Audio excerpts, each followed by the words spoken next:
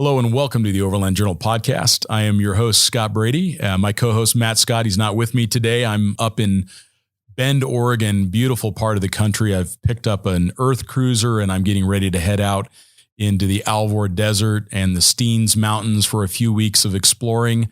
And being in Bend, Oregon, gave me the opportunity to connect with a longtime friend and travel companion, Chris Van Dyke, who's going to be on the show with me today. Thank you for being on the show, Chris. Oh, it's my pleasure. It's a double pleasure to get to see you. It's been a while. Yeah, it has been a while. And we enjoyed an amazing trip on motorcycles down in South America, but we're going to touch the very tip of the iceberg of Chris's life and his experiences in business and as a traveler. In business, Chris was the vice president of product development and marketing for Patagonia. He worked for nearly 2 decades with Nike, both in their legal team and then as a product manager. And he helped found the Now clothing brand, which is a premium line of both urban and outdoor related performance clothing. He was a district attorney as well. I mean, there's a lot of great stories that we're going to go through today. And he has some incredible insights related to not only travel, but also business.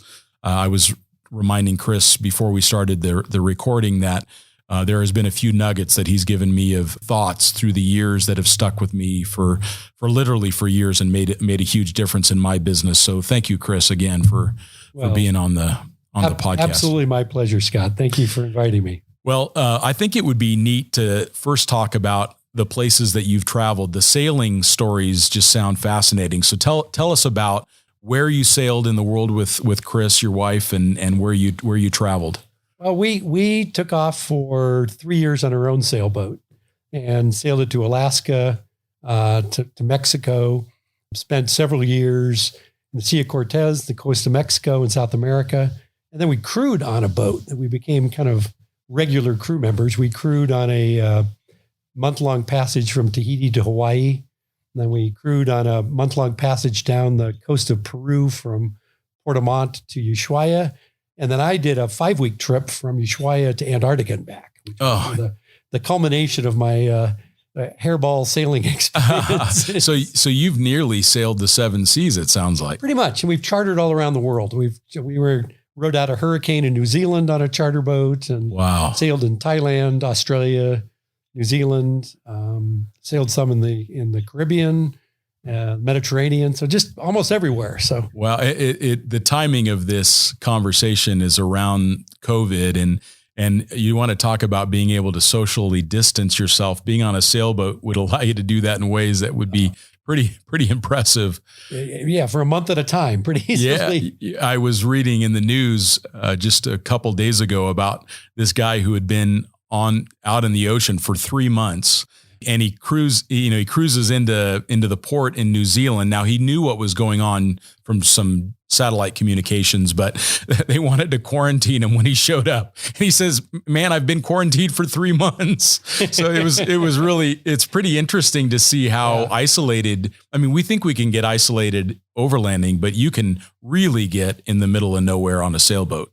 You can't. I mean, you can be a month from land. Wow. And rescue is a whole different proposition out in the ocean. You can hope for freighters, but sailors like to get out of the shipping lanes. They're good places to sail. So it makes the chances of rescue, if needed, even more hazardous and remote. And it's interesting because the time at sea is not only psychologically interesting, being in this small space with infinite horizon in every direction, but also physically, you're in constant motion. You're never still. And to step off a sailboat after being on it for a month or two, you get land sick. You get nauseous from being still. It's just opposite reaction. Oh, that's fascinating. Physical as well as psychological. And tell me about the trip that you did to Antarctica. What kind of a boat was it, and what you experienced in that 5 or 6 weeks down to Antarctica? Yeah, it was a boat that was called Flyer. Okay. That won a Whitbread back in the 70s, and it was purchased and privately turned from a ketch into a sloop, and was doing sort of private high latitude sailing. And it's the boat we crewed on from Tahiti to Hawaii, got to know the skipper and first mate, and they wanted to go to Antarctica. They hadn't done it before. So they kind of scooped up crew that they had spent a month or more with, to be very selective, because you're 12 people in a 60-foot boat for 5 weeks is socially interesting. Put it that I can way. imagine. The dynamics are really important. Sure. It's like bivvying in a tent for 3 or 4 days. Imagine that for a month, 5 weeks. So I was invited on the trip. My wife, Christine, sailed down the coast of Chile in preparation. Then we outfitted the boat in Ushuaia and left Ushuaia, went past Cape Horn, went down onto the Antarctic Peninsula and sailed around down there until we were driven out by a really serious cyclone, 80-mile-an-hour winds, 40-foot seas. We kind of fought our way back to South America, but it was extraordinary. I mean, it's another planet. It genuinely is. Yeah. And I've not been to the peninsula of Antarctica, and because there's so much wildlife there. Were you able to interact with some of the wildlife there? Intense. No, Wow. just the whales and the seals and the penguins. And the penguins, they haven't seen people. So you get off the boat and land and they just sit in the middle of them. It's just, They don't care. the wolf seals are aggressive. You got to be careful with your inflatables with those things, and whales everywhere. I mean, it's extraordinary. And Wow. it's light 24 hours a day. Right. You can be a monkey with a camera and get good photographs. That's so true. That explains why I've gotten a few good photographs in my life. Good light. When you were doing all of this sailing, and then you started to do more overland travel, give us some insights into what you learned as a sailor. What were some of those takeaways that really helped prepare you for overland travel? Oh, interesting question. When I first started doing offshore passages, I started by racing up the coast of Washington, did the Swiftsure race out and around Swiftsure Rocks. I had a friend whose boat I crewed on that we did during several overnight passages. He had this story. He said, well, every boat has this black box down in the bilge. And when you're offshore at night, that's when it happens. Sure. You can't see land. Everything's dark. It's storming. You're being thrown around. You're making withdrawals from that black box. Okay. And that one withdrawal will be to have a part you needed, or one withdrawal will be something didn't break because you checked it. Those are all the withdrawals you make. You need to keep a net positive balance in that black box, or you sink. And you put deposits into the black box with preparation and planning. And you literally think about every contingency on a sailboat, because as I mentioned a minute ago, rescue is going to be far away, and a 60-foot boat can sink in 2 or 3 minutes, the right size hole in it. So you need to stop that from happening. And so just preparation and thinking through every contingency prepares you for the trip. When my wife and I went sailing, we went down inside our boat, took pictures all around the boat, then turned the pictures upside down and said, if we rolled this boat, what would be flying around inside the cabin? And we thought we'd identified everything. We hadn't. Refrigerator lids, heavy toolboxes, batteries that weren't properly secured. They were held down from, moving around sideways, but bouncing a 8D battery upside down is going to create havoc inside a sailboat. So we literally spent a month just correcting things in the unlikely event that you were to pitch pole or roll the boat. It happens. You'd be safe inside.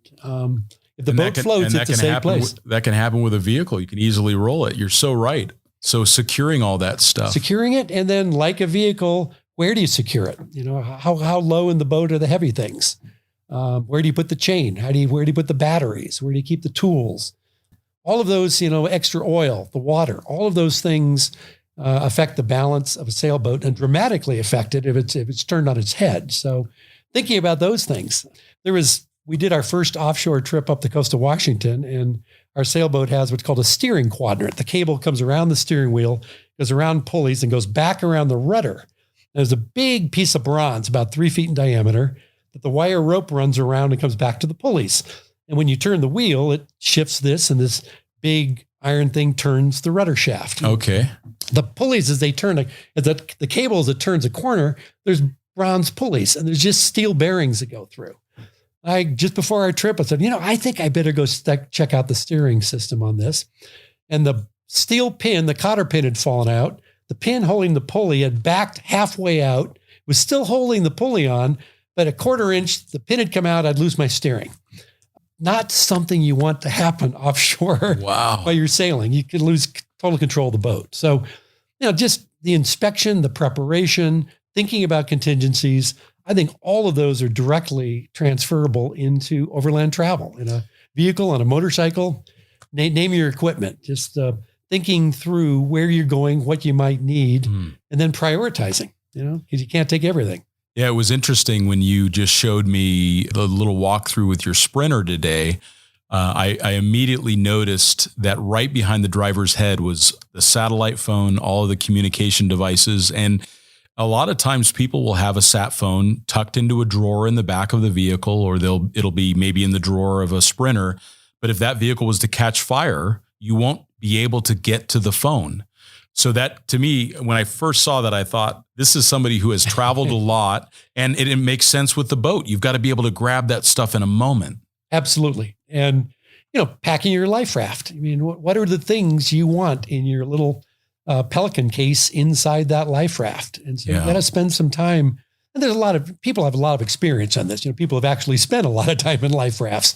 But you need to do the research. You need to look to the experts who've actually encountered these things and see what saved them, what worked, what didn't, what would they've left home, what were the critical items. And I think you need to go through the same checklist, on the water or on the dirt.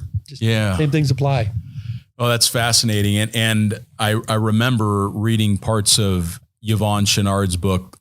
I think it was Let My People Surf, wasn't it? Yeah. And in your time with Patagonia, how did you see that translation come across, where they were able to grow a company so successfully and have such an emphasis on quality and innovation, but still let their people surf?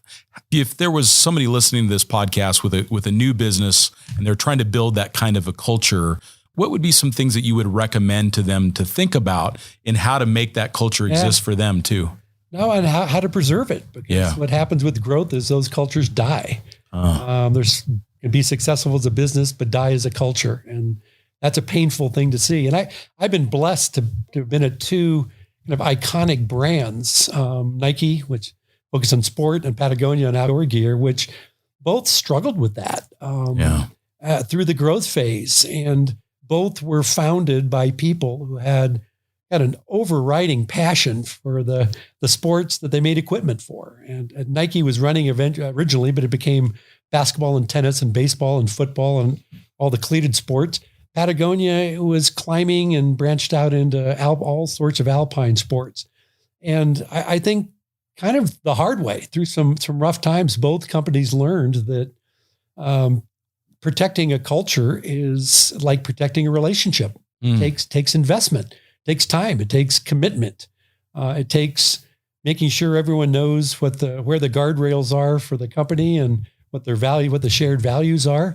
And for Yvon, he has maintained his passion for surfing, climbing, fly fishing, traveling. That's what he does. And he is quite literally a billionaire. He gives away a lot of his money to conservation and environmental causes, but that is one big component of the values-driven culture that he's created and nurtured. Yeah. He's really worked to keep those values in place because, it's like you start a company with 3 or 4 people, then it's 20, then it's 30. And oh my God, we've got more sales than we can make product for. And pretty soon you got 100. Well, the last 80 people don't know the stories. They don't know the hardships and the travel stories and the adventure stories that the founders knew. You've got to expend some effort to keep those elements alive in a culture so that people can share the things we learn from them. And it takes effort. It's a lot of work. Yeah, I can see that. And it's something that as the overland industry grows, trying to maintain those ethics of being responsible travelers and being good guests in the countries that we visit and being mindful of our impact, both towards the environment and towards the cultures that we interact with, being very positive around that. And it's interesting when you read a little bit about Yvon's history. he was a bit of an overlander himself. He ended up doing like a Volkswagen van trip down and a sailing trip through South America, right? He did. He traveled. They left in a Volkswagen bus, or I'm sorry, a Ford van. Ford van. Okay. It was in Econoline. They took a transmission apart on the side of the road in Chile someplace and eventually sold it. But they were headed from California down to climb Serratore and Fitzroy in the tip of South America. And they went down, they bivvied in a cave for a month before they made their assault, but they surfed in the northern part of South America. They climbed and skied in the mid part and then did their famous climb down the tip of South America at the end of it. And it was a 6-month journey. So yeah, he's traveled all over the world. The only place I went first before him was Fanning Island. I got there in a sailboat to surf before he did. It's the only claim I have. It's the only place on the planet that I was first. But yeah, he is a very experienced traveler. Yeah, prolific, right? Yeah. And do you feel that those travels helped him shape his company as well? Do you think that gave him, it maybe centered him or grounded him a little bit? Without question. No, I think the values of travel and the way he traveled was sparse. I mean, he took very little gear, lived off the land. When the company was first started, they couldn't afford food when he was climbing in Yosemite, and they literally bought dented cat food. They couldn't afford full price cat food. They got dented cans of cat food and ate cat food while they were climbing in Yosemite back in the 60s. Incredible. So, I think living that way simply and focusing on the experience and not crowding it with extraneous challenges and problems and things you have to find solutions for. I think he still lives simply, even as a billionaire. And he runs the company simply. There's no offices. Everyone sits in common areas.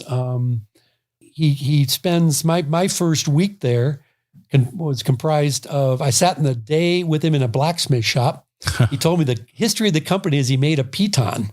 Wow. Which he made when he first time found the company. And then I sat in an office with him for another 2 days, having him talk to me about the philosophy of the company. And that's what he puts people through. He really wants everyone who works there to understand the values that have driven it. And frankly, it made the place so successful, right? That people know that Patagonia walks the talk, and it takes some work.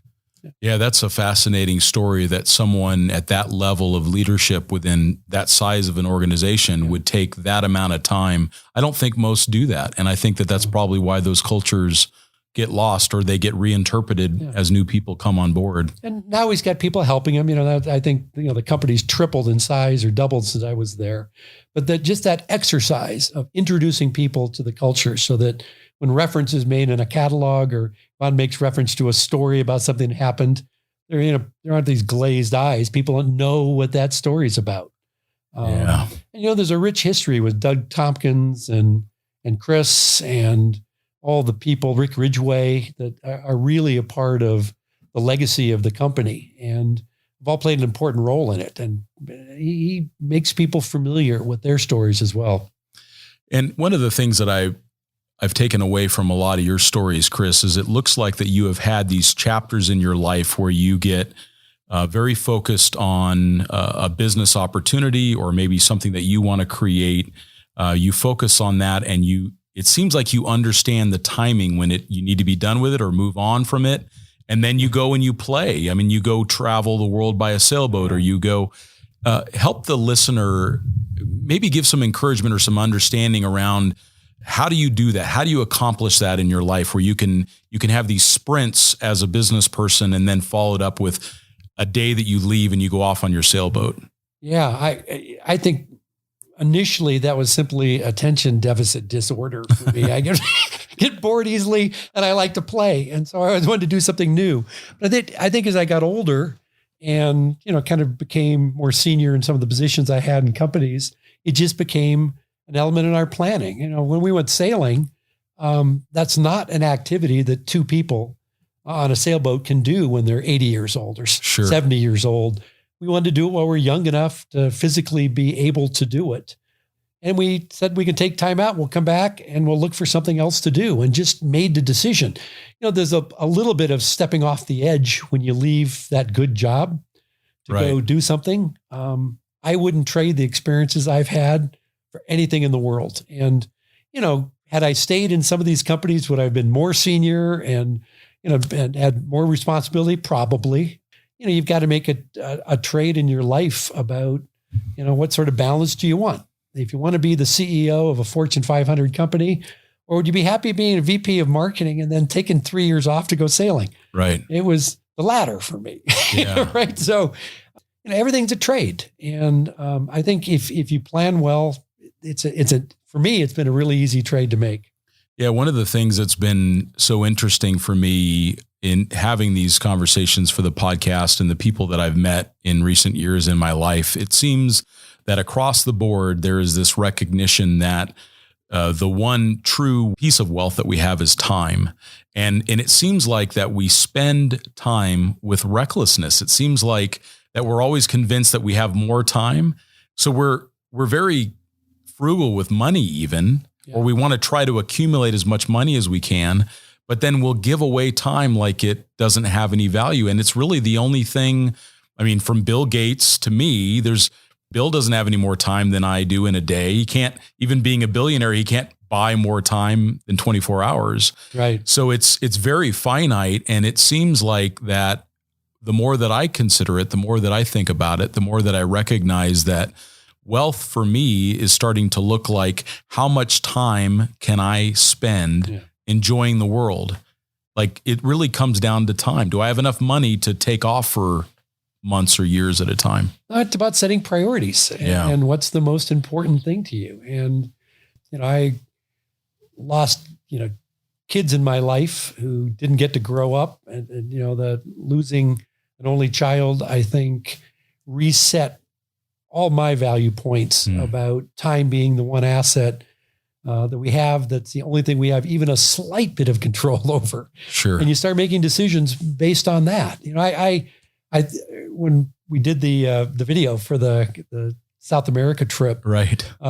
At some point, someone was asking me, "So why in the world are you doing this trip? You're way over your head. This is way beyond what a sane person would do with the writing abilities that I possess." And I really meant it when I said that, I'm not going to be laying on my deathbed wishing that I had worked more days. Yeah. That's not going to be, I know for a fact that's not what I'm going to be thinking about. But I don't want to be laying there regretting the things that I would have liked to have really done and didn't, simply because I got my priorities wrong. And I think it's about making decisions of what your priorities are. And once you do that, the rest is easy. That's the decisions, no brainers.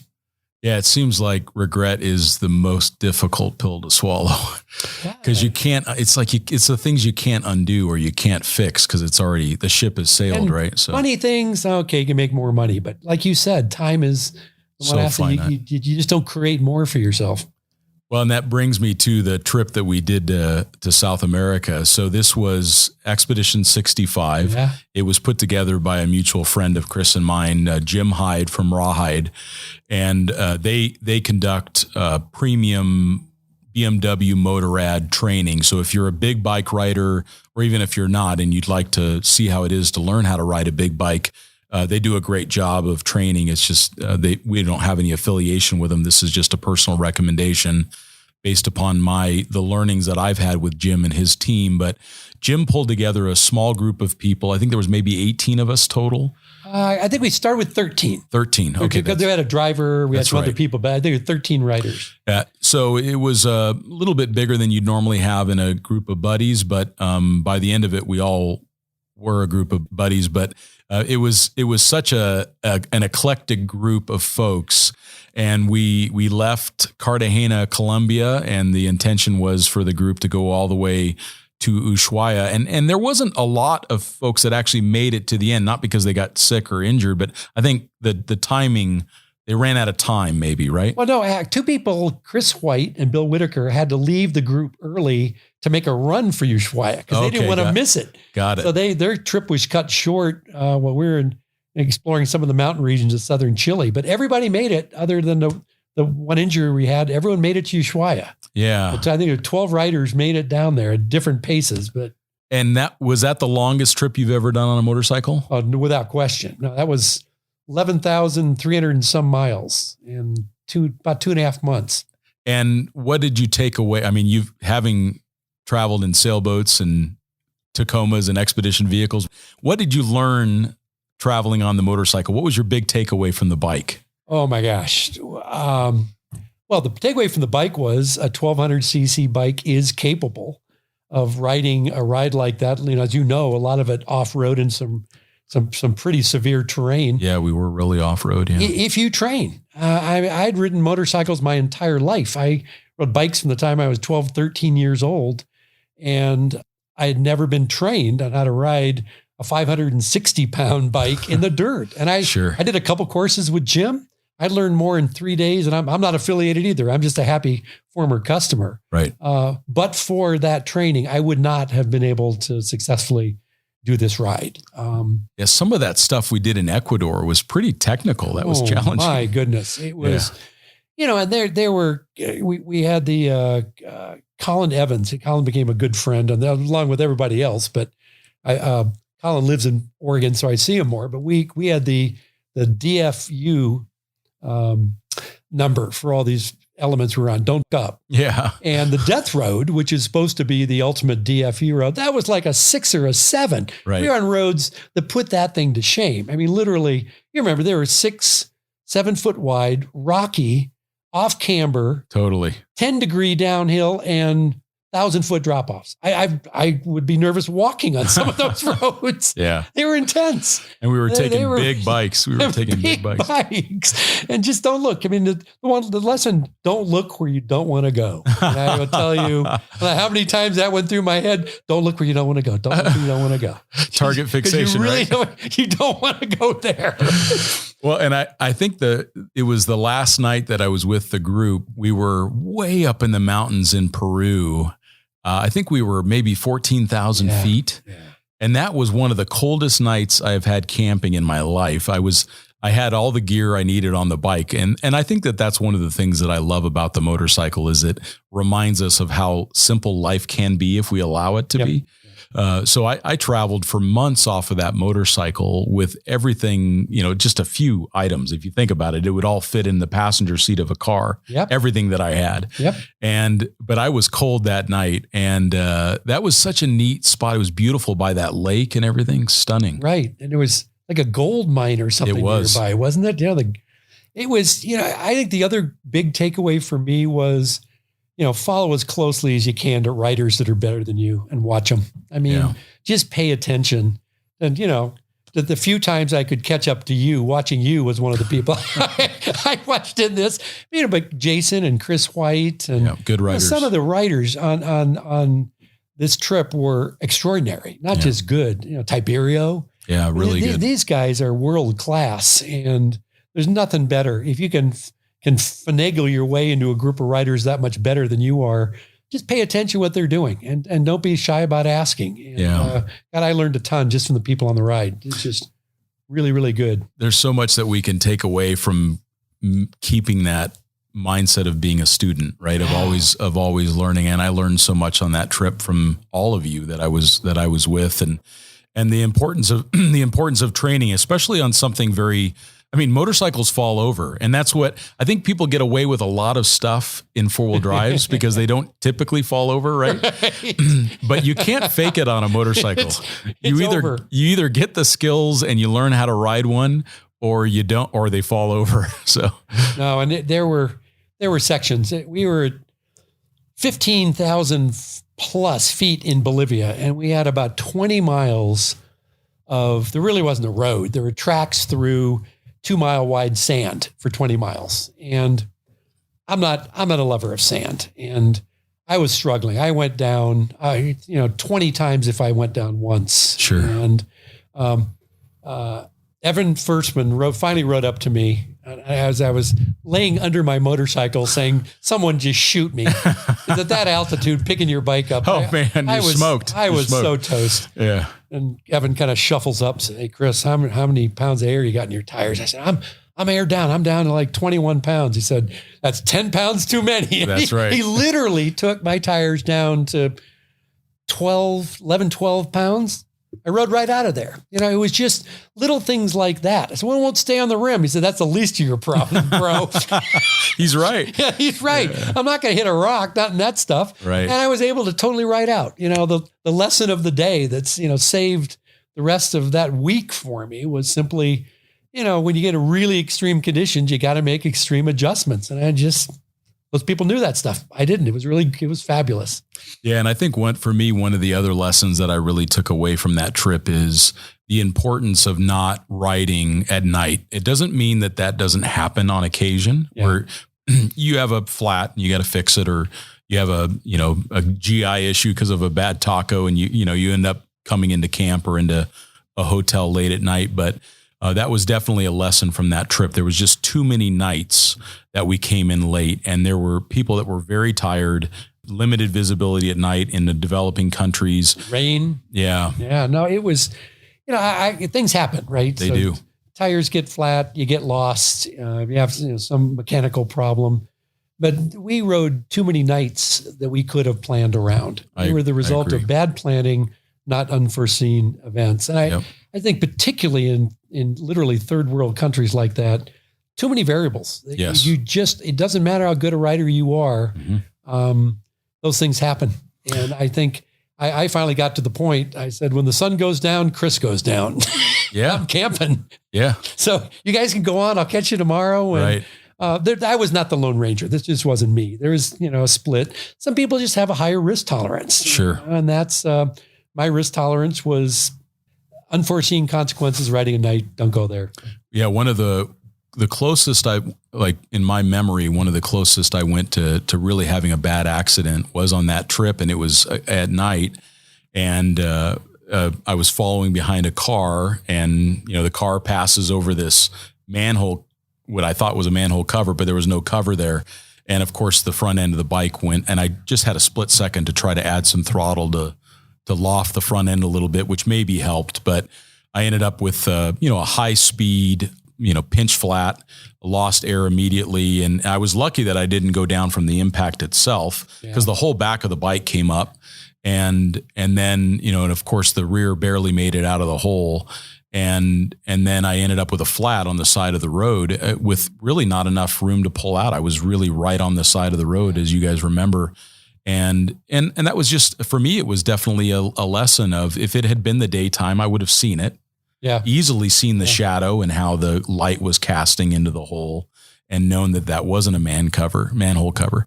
And yeah, definitely those that are listening, if you can at all avoid riding or driving at night, you'll hear it time and time again, but it's actually one of those great truths, I think. It's real. It's real. Yeah. And, the hazards, the people down there tie their cattle and horses up on 30-foot long ropes by the side of the road. That's where the grass is growing. They do. And the horse walks across the road, and right about throat level is a piece of rope coming at, I ducked under 10 of those riding at night. And had they been 3 inches lower, right off the bike. I mean, you don't see them. And in the daylight, you can see the animal, you see the rope. It's just, for sure, it's a different thing. The moderate risks become severe in the dark, and you got to accept that. Yeah. You really got to look at it like Russian roulette. How many bullets do you want to put in the cylinder? Right. And if it's, one out of every 30 days that you have to ride at night, then your risks are pretty low. How many times you want to spin it? That's right. Yeah, exactly. And on that trip, actually, after I had left the group, I started listening to a book on tape called Shoe Dog.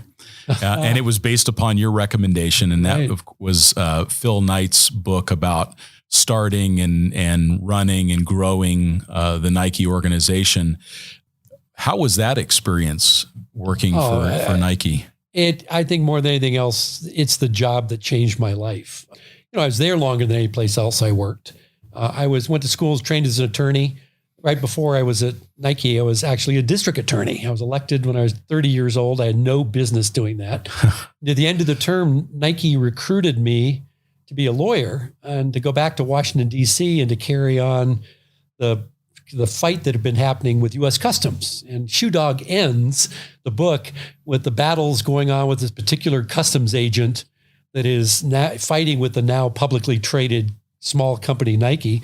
So I was the next attorney in line to go back and do battle with U.S. Customs. So I was hired as an attorney. And went back to DC for a couple of years and tried a big case before the International Trade Commission and got a really big settlement, a duty claim settlement out of customs, and brought the check back to Knight. And he said, okay, you're coming back to Beaverton and you're going to be in charge of investor relations and PR. I'm a lawyer. I mean, what do I know about investor relations, PR? Nothing.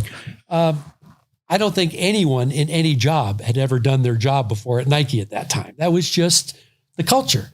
It was a bunch of accountants and lawyers who were track and field guys who loved sports, who were competitive as hell, wanted to make better products, and started this company. And then the time I joined the company, it was about 400 million. You know, now they're pushing 40 billion. Insane. They grew from first 2 years I was there, they grew from 400 million to 800 million in 1 year, from 800 million to 1.6 billion, and then had their first big stumble. You know, their stock lost half its value. The sales went backwards.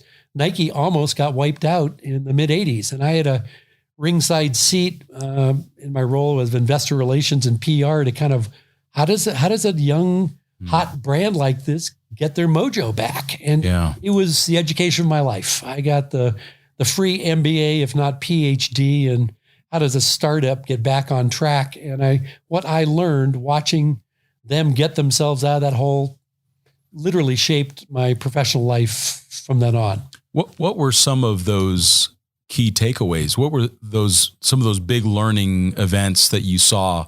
How did they get their mojo back? What were some of the main things they did? Recognizing how they'd screwed up was the main thing. You know, they were publicly traded.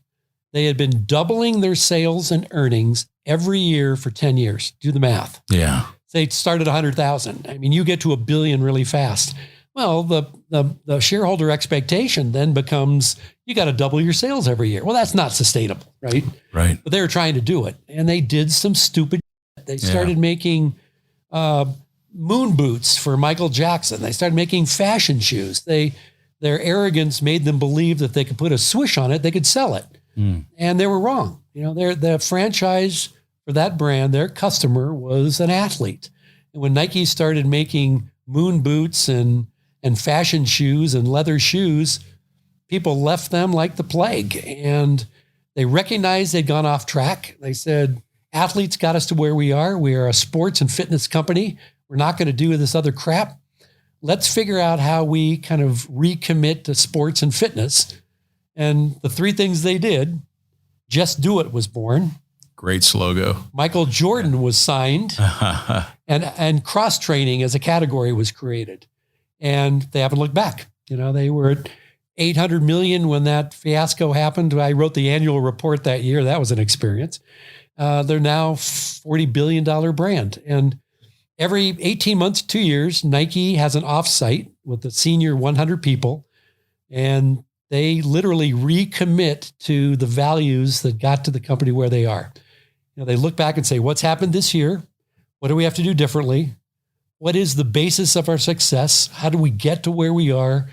What is the franchise we have? Why are people loyal to us? Why do we have a franchise with our customer? Let's make sure we never lose that. And they've done it ever since. And that process of kind of, I call it renewing your vows. Yeah. You know, it's like a marriage that lasts 40 years. You know, good brands stick around because the people that run the place renew their commitment to the underlying values that kind of grew them to where they are. Watching Nike do that, kind of, swallow the hard pills of recognizing the mistakes, fire a lot of people, they had 50 million pairs of shoes they had to get rid of at cost. You can imagine what that does to your bottom line. Sure. They bit the bullet for about 3 years, and they've been a leader in the industry since. It was an amazing, amazing thing to watch. Yeah, I remember for me that Just Do It slogan was definitely an impact on me. As a young person, I was a triathlete at the time, and I wanted to just do it. It definitely resonated with me. So it worked on me as a customer. It's a war cry for a company, but it's also a personal one of motivation. When you're training and you don't feel like doing it anymore, you need to do that extra lap. You need to do the extra 10 miles on the bike. You need to run the extra 4. You do it because you're committed to it. And it's worked, in the 80s, and it's still working and going into the 2020s. And after you left Nike, did you immediately go back to work, or did you get a chance to do some adventuring after that stint? No, that's another funny story, because we had wanted to go sailing. We had purchased a sailboat. We had paid for it. We were living on it. We came back. We'd been living in Hong Kong for 4 years, came back and retired and took off for Alaska on the sailboat. And while in Alaska, I was contacted by Yvon Chouinard, who said, "Hey, Chris, I hear you left Nike. We're having some problems down here. We'd love to have you come down, run product and marketing. Would you be willing to come out of retirement?" Well, we had just set off on our 5-year dream. And Christine and I spent a lot of sleepless nights. A lot of Pinot was consumed thinking that one through on the sailboats, sailing back through British Columbia. Decided to do it. It was, Patagonia was a brand that I'd admired. Chouinard was a man I'd admired. It was the business to me that demonstrated that you can do well in business by doing good in the world. And so I came back, sailed the boat down to Ventura, worked for Patagonia for a few years. And then when I was done there and kind of gotten done what I wanted to do, we continued our sailing adventures out of Ventura.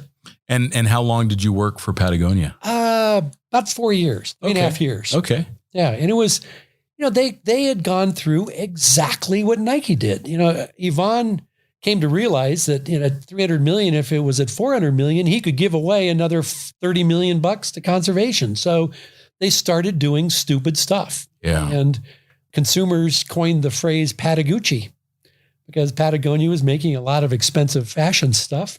They lost their franchise with their core customer. People thought they weren't committed to outdoor sports, and Patagonia had to go through a period of recommitment. And I helped lead that process. They had all the answers. I mean, they knew what they were doing wrong. They just had to kind of swallow it and get back on the right track. It was fun to watch. They haven't made that mistake again. It's a sign of a great company. Yeah, it's fascinating to see how nimble a company that size can be if they really commit to it. Yeah. Yeah. Well, it's privately owned. They don't have shareholders. Sure. Yvon has been offered a lot of money by private equity companies, and I actually orchestrated a conversation between Phil Knight and Yvon Chouinard about a purchase. Yvon just went, I can't go there. I can't turn my brand over to somebody else. So it's still a family-owned business. That's fascinating. At $1 billion, because he knows, or he believes, that only he can kind of protect what he's built. Yeah. He's probably right. He or a family member. Yeah. And that's the difficulty. How do you maintain that legacy? Yeah.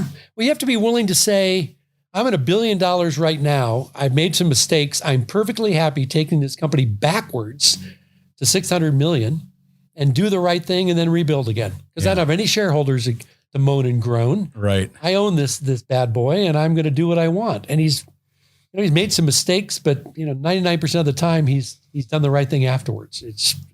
It's been fun to watch. No, that's a real model.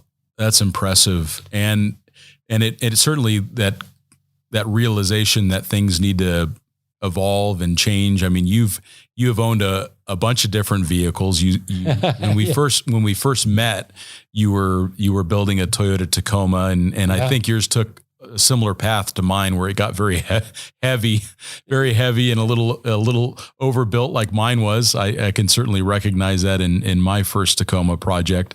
And then you had a Tundra next. Is that right? Right. Yeah. And I think I modeled mine a lot of the things you did, but sorry about that. It was bomber, but it was getting 11 miles of the gallon. Yeah. And I was pushing a lot of steel down the road. Yeah. And when I built the Tundra, I thought, weight's going to be a factor here, even though thing's already big and heavy, right? But when you add 3,000 pounds and you're way over GVW and you got to do the suspension just to carry the weight, you go, something's wrong with this picture. And so it was a little different philosophy approaching the build. I want to go a little lighter. What do I really need? And can I use materials that are lighter? I mean, do I really need steel skid plates? Little things, Sure. You start thinking about, how much water do I have to take? And how much fuel? I mean, how many times did I actually run out of gas that I needed to custom build a 35-gallon gas tank? I mean, little things like that. And turned out differently, but like you and I were talking before, all these things are trade-offs. There's no right answer here. Sure. How are you going to use it? Where are you going to go? What is your style of overlanding? What are the conditions going to be in? Are you going to be in when you're using it? How close is help? All those things you think about. And right now it looks like you gave me a little tour of your Sprinter. Tell me about your current overland vehicle. I started with the base as a short, low top, 4-wheel drive Sprinter that Sportsmobile built out for me. I had owned a E350 van when they're back in the early 2000s of theirs. I liked their build. They were willing to work with me on customizing it the way I wanted, because spent time on a sailboat, I had a way I like to use small space, both my living space and my storage space. So they were totally open to accommodating that. So I thought about what I wanted to take with me, what I was going to put it in. I had experimented with the first Sportsmobile and the Tacoma and with the Tundra. I knew what I wanted and needed to take. So I built the van around how I wanted to live and what I wanted to take. So, Agile has done all my suspension upgrades and looks great. They're doing really good stuff. And we spent 2.5 months in Alaska in it. We spent 2 winters in Baja in it now. We've gotten ourselves into things that I would not have expected that construction vehicle to be able to handle, and it was absolutely fine. It is, with the proper modifications, it's a very worthy off-road vehicle. You just have to know how big it is and how long the wheelbase is and sure where the low spots are. Yeah. It's just, you got to be careful. Yeah, be a little gentle with it. One of the things I noticed when I looked inside your van that I really liked, you have a garage configuration in the back that looks like it can also be a small bed. And that gives you a ton of storage at the rear. Right. But then it looks like you went with just a 2-person dinette, and that looked really smart. Yeah. Where you can still sit and work and enjoy a meal, but you're not taking a bunch of extra space with a 4-person dinette. I thought that was really smart. Yeah, we made the driver's seat and the passenger seat swing around. So if people ever in the van with us, we can seat 4 people, but we're just not going to have, for us, again, back to our use, we're not going to have more than the 2 of us eating in it. And, it actually drops down into a little single bed there. Never used it that way. Sure. The table swings out of the way, and the seats are actually, this is the only little argument I had with Sportsmobile. From sailing, you can't have too much water and you can't have too much solar panels. Sure. Solar panels. So we got 40 gallons of water, and it sits under the 2 seats. So the seats dimensions were determined by 20 gallons of water. That makes a lot of sense. It's a perfect place for one person to sit if you make the tank right. And they're, with them both being water tanks, then it equalizes the weight a little bit left to right as well. And they're just forward of the rear wheels. So it's kind of in the center. So it helps with as that. Are the batteries underneath. So we put all the heavy stuff in the middle and low. Yeah, it looks great. I'll try to include an image of the van in the show notes for everybody to see it. It's a really smartly designed vehicle that it looks like it's got everything you need. And, your motorcycle travels have influenced that, no doubt as well. But so a couple of questions for you that come to mind, something that I like to ask those that are on the podcast. But what would you say are the top 1, 2, 3 books in your life that you have that has really influenced you, where you'd recommend someone to read, or the books that you like to gift to others? What are some of your favorite books that you like to read? I as a kid, I went to 13 elementary schools all over the country. So I kind of started adventuring in elementary schools. Yeah. Being the new kid, 13 schools out of 6 years, you learn to adventure. But I traveled a lot. And when I graduated from high school when I was just 16. So I went to Europe. I traveled around Europe, and with my brother, who was just 15, the 2 of us loose in Europe for 3 months. Oh, that's perfect. It was fabulous. That's Europe amazing. on $5 a day. You could do it back then. Wow. But one of the places we went to Germany, was to Dachau. Okay. And read Viktor Frankl's book, The Man's Search for Meaning. And I think I've reread that book probably 4 times. Okay. About man's struggle to find meaning in the worst of situations, and the importance of a relationship and responsibilities to one another. That I think shaped a lot of my thinking about the role of government, about how you treat people in a company that you run, just all of your interactions. It shaped it a lot. I think one of my favorite outdoor books is The Emerald Mile. I just think it's history, it's geology, it's conservation, it's adventure, it's river running, all rolled into one book. It's just fabulous. And Edward Abbey, Desert Solitaire. Yeah, that's a great one. I think it was fueled my love of the desert. I've been living in the desert, in the high desert here in Oregon, ever since I read that book. With the law school in the desert, moved here. That's where I go to vacation and play. It's kind of my happy place. So those are great suggestions too. And if someone that was getting new into travel came up to you and they asked you, what advice do you have? Like, what would be your first piece of advice that you would give someone that wanted to go travel the world? The most fun I've ever had is when I planned to get outside my comfort zone, to have a little bit of anxiety about what was in store for me, a little bit of anxiety about, are my plans all together, anxiety about the culture, anxiety about sometimes the risk or the danger.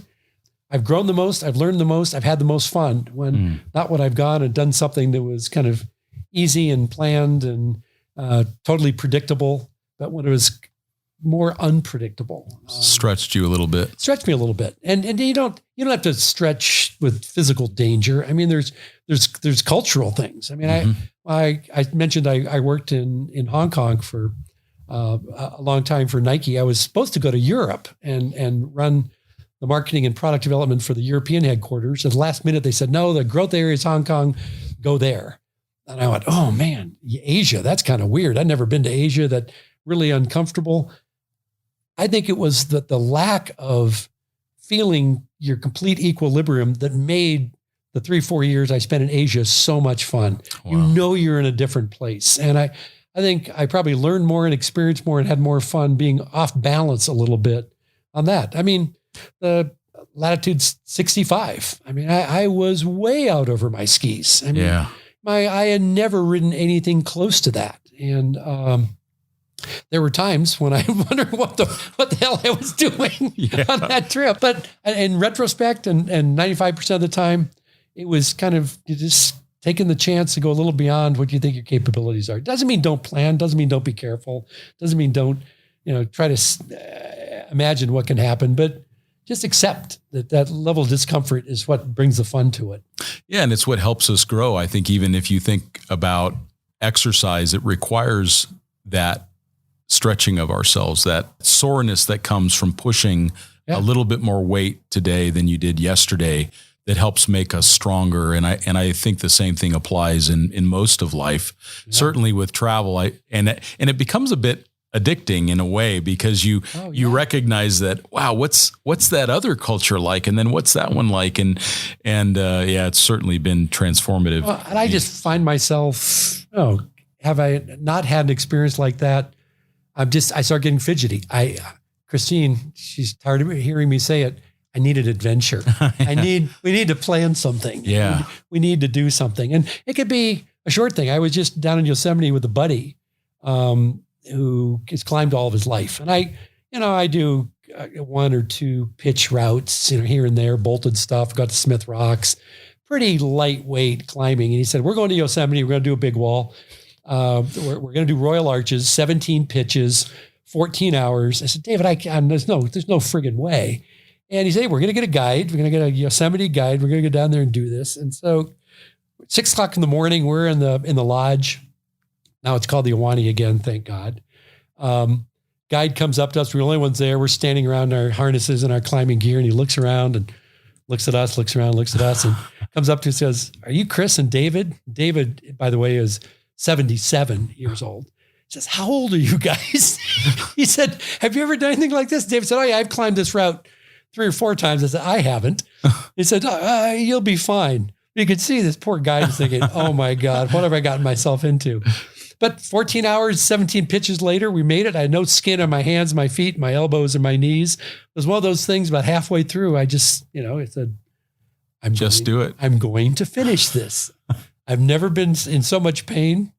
It was just one exciting moment after another on that. But that's fascinating. At the moment, I regretted it, but looking back, I would have missed that for the world. It's just one of those things, right?